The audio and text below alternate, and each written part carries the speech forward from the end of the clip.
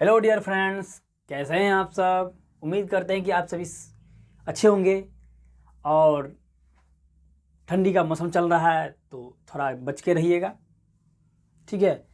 तो आज आप लोगों का जो है अध्याय 9 होने वाला है। ऊंचाई और दूरी से संबंधित क्वेश्चन आंसर मैं करूँगा आज। तो उससे पहले मैं थोड़ा सा एक थ्योरी लेके आया हूँ, उसको हम लोग देख लेते हैं क्या दिया गया, ठीक है।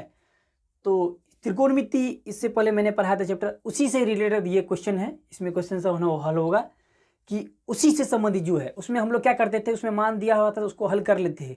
लेकिन उसमें हम लोग ये नहीं जान पाए किसका कितना ऊंचाई दिया हुआ है, कितना दूरी दिया हुआ है, कि कहाँ से कहाँ दिया हुआ है। उसमें ये जो है संबंध उसमें सही तरह से बैठा नहीं पाते थे। कि मान लीजिए कि आज हम लोग तो समतल जगह पे रहते हैं, लेकिन हिमालय हमसे कितनी ऊंचाई पर है और उसकी इसमें दी गया कि कितना ऊंचाई है, ऊंचाई निकालना हो तो कैसे हम लोग निकालेंगे। तो उसके लिए हमें दो चीज़ दिया रहेगा, तो तीसरा चीज़ हमने निकाल लेंगे। तो आज जो इस चैप्टर में हम लोग पढ़ेंगे तो इसमें दो चीज़ का मान दिया रहेगा, तीसरा चीज़ हम लोग निकालेंगे। कभी कभी ऐसा भी होगा कि दो चीज़ का जो है कॉम्बाइंड जो है दोनों का योग दिया रहेगा और तीसरा चीज़ हमको उससे निकालना होगा। एक चीज़ हमको मान करके निकालना पड़ेगा, ठीक है। तो चलिए सबसे पहले इसमें हम लोग देखते हैं दृष्टि रेखा के बारे में, और क्षैतिज रेखा और उन्नयन कोण, अवनयन कोण। तो सबसे पहले मैं आपको बताता हूँ कि क्षैतिज रेखा आप सिंपल सी जानते हैं कि आपसे और कोई किसी वस्तु से जितनी भी की दूरी होगा जो आधार से संबंधित होगा, यानी नीचे से, उसे हम क्षैतिज रेखा कहेंगे। जैसे कि ये आधार होता है, मान लीजिए कि मेरा हाइट यहाँ से यहाँ तक रहता है, मेरा हाइट ये है। मान लीजिए कोई व्यक्ति खड़ा है और ये इस यहाँ खड़ा है, तो यहाँ से और इस बिंदु के बीच की दूरी यानी सीधी रेखा जो होगा ये क्षैतिज रेखा हुआ। अब मान लीजिए यहाँ पे मैं दिखा रहा हूँ कि यहाँ से यहाँ तक जो है ये क्षैतिज रेखा हो गया। यानी समतल जगह, जो समतल जगह होता है उसे क्षैतिज कहते हैं। क्या कहते हैं? क्षैतिज रेखा, ठीक है। तो ये हो गया आपका क्षैतिज रेखा। हमारे किसी भी बच्चे का जो हाइट इतना है और ये आँखों से किसी ऊपर की भवन को देख रहा है। क्या है? भवन। ये मान लीजिए कि ये भवन है और उसके ऊंची चोटी को देख रहा है। तो ऊपर की ओर जो देख रहा है ना, तो जो देखने के लिए जो आपके आंख से जो किसी चीज को दिखाई देता है, तो ऊपर की ओर जो रेखाएं बनती है उसे हम दृष्टि रेखा कहते हैं। क्या कहते हैं? दृष्टि रेखा। और दृष्टि रेखा और क्षैतिज रेखा के बीच में जो कोण बन रहा है, ये भवन का जो है उन्नयन कोण कहलाता है। क्या कहलाता है? भवन का उन्नयन कोण कहलाता है। यही मैंने परिभाषा में लिखा है। दृष्टि रेखा, लाइन ऑफ साइट, बच्चों की आंख से, यानी बच्चों की आंख ये हो गया, आंख से भवन के शिखर तक खींची गई रेखा, यानी एसी, यानी एसी हो गई, ये एसी होगा, खींची गई रेखा क्या कहलाता है? दृष्टि रेखा कहलाता है। मैंने यही बताया था। क्षैतिज रेखा का परिभाषा देने की कोई जरूरत नहीं, आपको ये सिंपल सी बात है, ए बी जो है क्षैतिज रेखा कहलाएगा। उन्नयन कोण देखते हैं, एंगल ऑफ एलिवेशन। दृष्टि रेखा है, दृष्टि रेखा और क्षैतिज रेखा से बने कोण, क्षैतिज रेखा से बने कोण बीएसी, बीएसी यानी ये कोण बन रहा है। कोण को बच्चों की आंख से भवन के शिखर का उन्नयन कोण कहते हैं, यानी बच्चों की आंख से भवन के शिखर का उन्नयन कोण कहते हैं, ठीक है। चलिए, मैंने अपने मन से जो है नया नया फॉर्मूला मैंने बनाया है और उसकी परिभाषा भी आपको याद करने में सुविधा हो इसलिए मैंने बनाया है। देखिए, अर्थात आंख से ऊपर की ओर देखने पर, आंख से ऊपर की ओर जो देखते हैं आप, वही आपका जो है उन्नयन कोण बनता है। आंख से ऊपर की ओर देखने पर दृष्टि रेखा और क्षैतिज रेखा के बीच बने कोण को उन्नयन कोण कहती है। इस दोनों के बीच में जो कोण बनेगा उसे उन्नयन कोण कहेंगे, ऊपर की ओर देखेंगे। दूसरा परिभाषा मैंने लिखा है, आंख से किसी वस्तु को देखने के लिए सिर उठाना पड़ता है तो वहां उन्नयन कोण बनता है, यानी उन्नयन कोण बनेगा। आंख से अगर किसी वस्तु को देखिएगा ऊपर की ओर, तो आपका जो आपका सिर उठेगा ऊपर की ओर, ऊपर, तो जो कोण बनेगा वहां पे वो उन्नयन कोण कहलाएगा। आई होप कि ये आपको समझ में अच्छी तरह से आया होगा। आप इसको छाप लीजिए, ठीक है, या स्क्रीनशॉट ले लीजिए। अब जो जिस तरीके से अच्छा लगे आप इसको लीजिए। अब इसके बारे में हम लोग अवनयन कोण के बारे में चलेंगे, ठीक है।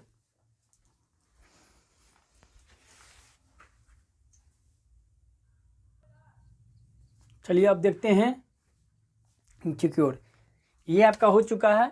अब मैंने यहाँ से सारा चीज बदल दिया है। अब हो गया अवनयन कोण।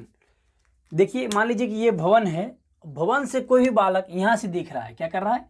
यहाँ से देख रहा है। मान लीजिए इसको देख रहा है, यहाँ से यहाँ आ गया ये। अब यहाँ से इसको अगर देखा जाए तो इसको यहाँ नहीं, इसको यहाँ बनाइए, इस तरीके से बनाइएगा, इसको से लिए। अब यहाँ से कोई बालक है यानी बच्चा है जो नीचे की ओर देख रहा है। क्या कर रहा है? नीचे की ओर देख रहा है। तो नीचे ये देख रहा है, यानी भवन के पाद बिंदु को देख रहा है, यानी पाद को देख रहा है, यानी कहाँ तक भवन झुका हुआ है इसको देख रहा है, ठीक है। यानी इसको देख रहा है, अब कहाँ तक गया है? ये नीचे की ओर देख रहा है, नीचे के किसी वस्तु को भी देख सकता है, जरूरी नहीं है कि ये किसी अपने को ही दिखाए। नीचे की ओर देखने पर किसी वस्तु को जो देख रहा है तो वहाँ पे ये उसका जो कोण बनेगा, नीचे की ओर देखने पर जो वस्तु का कोण बनेगा उसे क्या कहते हैं, अवनयन कोण। वो कोण कैसा बनेगा तो जान लीजिए, इसकी आंख के सामने में एक क्षैतिज रेखा खींच दीजिए, काल्पनिक रेखा जिसे कहते हैं काल्पनिक, इसको डी मानेंगे। यहाँ पे इसकी दृष्टि रेखा और क्षैतिज रेखा के बीच के कोण जब यहाँ पे था तो बनता था उन्नयन कोण, लेकिन ये चूंकि ये काल्पनिक रेखा है तो काल्पनिक रेखा के बीच में जो कोण बनती है वहाँ पे अवनयन कोण बनता है। क्या बनता है, अवनयन कोण। और ये दृष्टि रेखा और क्षैतिज रेखा, और ये अवनयन कोण उन्नयन कोण के बराबर होता है, वो मैंने लिखा है यहाँ पे देख लीजिए। अब मैंने क्या लिखा है यहाँ पे देखिए, अवनयन कोण में एंगल ऑफ डिप्रेशन है, दृष्टि रेखा और क्षैतिज रेखा से बने कोण DAC सॉरी उल्टा हो गया, DCA को बच्चों की आंख से भवन के पाद का अवनयन कोण, यानी भवन का पाद, यानी जरूरी है कि ये पाद होगा, पाद कहीं भी हो सकता है, यानी पाद मतलब कि आप मान लीजिए कोई किसी वस्तु को आप देख रहे हैं नीचे की ओर, नीचे को जड़ है तो जड़ की ओर किसी वस्तु को आप देख रहे हैं, मान लीजिए यहाँ पे कोई वस्तु होगा तो ये आपको जो देख रहे हैं, या हो सकता है कि इसी का जड़ हो, आप उसको देख रहे हैं तो वहाँ पर जो कोण बन रहा है, वहाँ पर जो कोण बन रहा है उसे क्या कहेंगे, अवनयन कोण कहते हैं। आंख से नीचे की ओर देखने पर दृष्टि और क्षैतिज रेखा के बने कोण, बीच के बने कोण को अवनयन कोण कहते हैं। सेम परिभाषा है, उसमें केवल मैंने नीचे कर दिया है। आंख से किसी वस्तु को देखने के लिए सिर झुकाना पड़ता है, सिर को क्या करना है, झुकाना पड़ता है, नीचे की ओर देखना पड़ता है, झुकाना पड़ता है तो वहाँ अवनयन कोण बनेगा। क्या होगा, अवनयन कोण। एक चीज याद रखिए, हमेशा अवनयन कोण और उन्नयन कोण बराबर होते हैं। क्या होगा, उन्नयन कोण अवनयन कोण बराबर होते हैं। ये चीज आप याद रखिएगा हमेशा के लिए, ये चीज आपका एग्जाम हॉल में भी आपको पूछ सकता है, और 2022 के एग्जाम जो आने वाला है उसमें पूछ सकता है, इसलिए आप सावधान रहिएगा, ठीक है। और मैंने ये चीज बता दिया मैंने, और इसके बारे में मैंने एक पूरक कोण के बारे में बताया, जिस दो कोणों का योग 90 डिग्री हो उसे पूरक कोण कहते हैं। पूरक कोण, यहाँ लिख सकते हैं इसको, जिस दो कोणों का योग 90 डिग्री हो उसे पूरक कोण कहते हैं। नहीं, यहाँ पे ये चीज नहीं होगा, यहाँ पे जिस दो कोणों का योग 90 डिग्री हो तो वे दोनों कोण एक दूसरे का पूरक कोण कहलाता है। आई होप कि आपको ये समझ में आ गया होगा पूरक कोण किसे कहते हैं, और संपूरक कोण का भी परिभाषा वही है, जिस दो कोणों का योग जो है 180 डिग्री हो। यहाँ पे पूरक है तो मैंने लिखा है कि 90 डिग्री, और संपूरक जब देंगे तो 180 हो जाएगा दोनों, तो वे दोनों कोण एक दूसरे का संपूरक कोण कहलाएगा। संपूरक कोण का परिभाषा भी सेम है। आई होप कि यहाँ तक आपको समझ में आएगा, और इसको आप छाप लीजिए, और मैं इसमें थोड़ा सा कुछ फॉर्मूला बता दे रहा हूँ, फिर अगले चैप्टर में मैं क्वेश्चन आंसर कराऊंगा, ठीक है।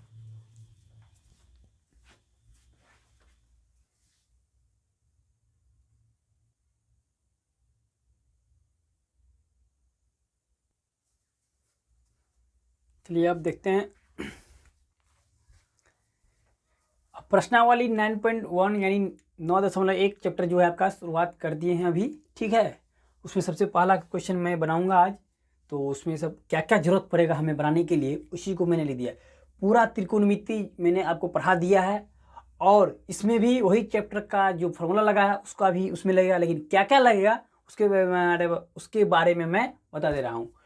ऊंचाई और दूरी, उसमें क्या है, सबसे पहले एक पाइथागोरस प्रमेय याद रखिएगा कि h² बराबर p² प्लस b², ये एक चीज याद रखिएगा। साइन थीटा बराबर p/h, कॉस थीटा बराबर b/h, और टेन थीटा बराबर p/b। ये तीन चीज आप इसमें से त्रिकोणमिति निष्पत्तियां में से एक पाइथागोरस प्रमेय, और उसके बाद थीटा का मान याद किया। अगर एंगल यानी थीटा डिग्री 0 डिग्री रहे तो उसमें 0 डिग्री, 35 डिग्री, 45 डिग्री, 60 डिग्री और 90 डिग्री, इतना दिया रहे। उसमें आपको साइन का याद रखना है, कॉस का और टेन का।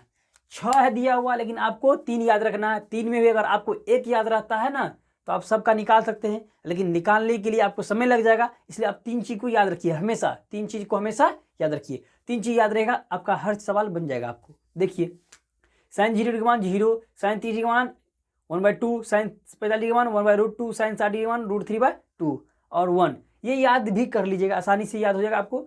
cos 0 का मान कितना होगा 1, cos 30 का मान √3/2, cos 45 का मान 1/√2 और cos 60 का मान 1/2, cos 90 का मान 0।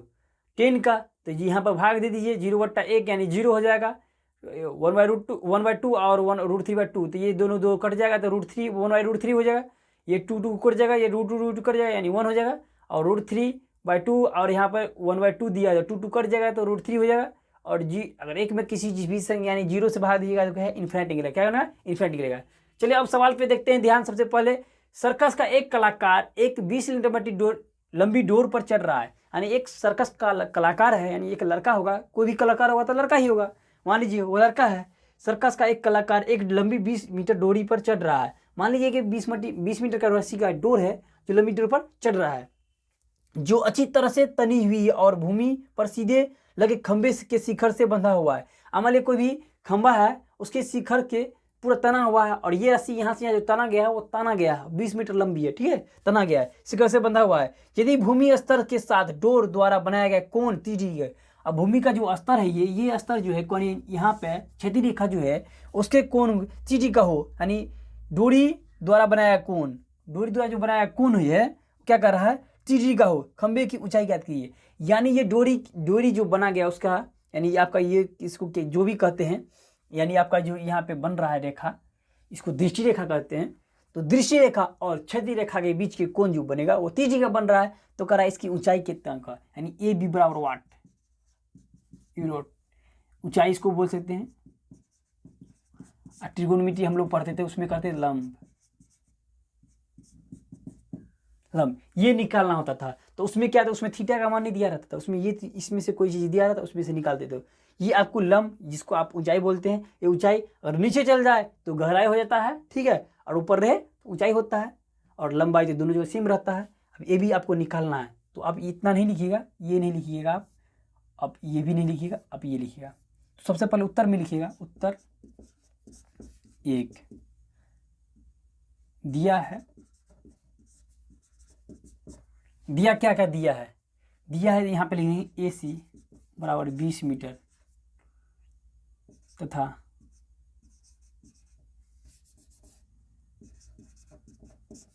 एंगल BCA बराबर 30 डिग्री, जहाँ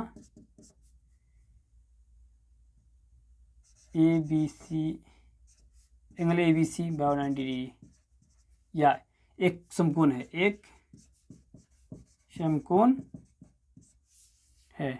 आप इतना लिख सकते हैं, अगर नहीं चाहते हैं तो ये आप लिख भी नहीं भी सकते हैं, ठीक है। आपको अगर लिखने का इच्छा हो तो आप लिखिएगा इसको, अगर नहीं लिखने का इच्छा हो तो आप इतना ही लिख के छोड़ दीजिएगा, ठीक है। ज्ञात क्या करना है, ज्ञात करना है, ज्ञात क्या करना है आपको AB यानी ऊंचाई, या इसको ऐसे लिख सकते हैं खंभे की ऊंचाई, खंभे की ऊंचाई AB बराबर वाट, ये इतना आप लिख सकते हैं। तो सबसे पहले चलते हैं त्रिभुज ABC में, और प्रश्न से त्रिभुज ABC में, त्रिभुज ABC में ले लेते हैं, ठीक है ना, या समकोण त्रिभुज आप भी बोल सकते थे, समकोण त्रिभुज ABC में।